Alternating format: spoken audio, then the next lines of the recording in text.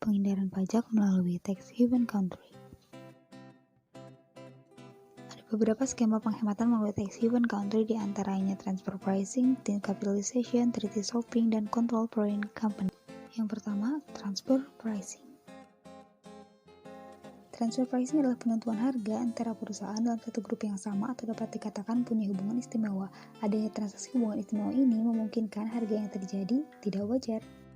Motivasi pajak atas praktik transfer pricing dilaksanakan dengan sedapat mungkin memindahkan penghasilan ke negara dengan beban pajak terendah atau minimal. Dalam konteks tax haven, maka hal ini dilakukan dengan pihak yang berdomisili di negara tax haven. Metode transfer pricing yang sering digunakan diantaranya cost-based transfer pricing, market-based transfer pricing, atau negotiated transfer pricing. Yang kedua, thin capitalization.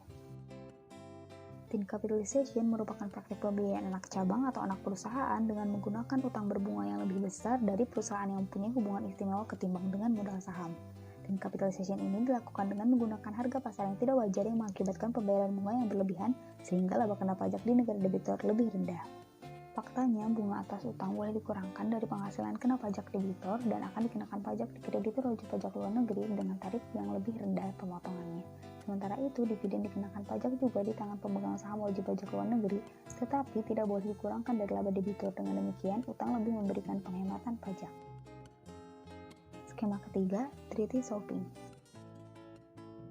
Singkatnya, treaty shopping merupakan upaya dari subjek pajak yang bukan merupakan residen dari kedua negara yang berkontrak agar dapat memanfaatkan fasilitas P3B. 3 ciri treaty shopping. Yang pertama, penggunaan candidate company di tax haven country, kemudian tidak terdapat tujuan komersial maupun bisnis selain untuk memperoleh activity benefits, dan tidak timbul pajak yang kuat dan luas pengaruhnya di negara di mana candidate company didirikan. Yang keempat, CFC atau Control Foreign Company. CFC adalah perusahaan yang berkedudukan di luar negeri yang kepemilikannya dikuasai oleh wajib pajak dalam negeri, sehingga menimbulkan adanya hubungan istimewa yang memungkinkan adanya penentuan harga transfer yang menguntungkan secara grup. Dengan adanya perbedaan perlakuan perpajakan antar negara, mendorong perusahaan untuk mengalihkan penghasilannya ke negara tax haven.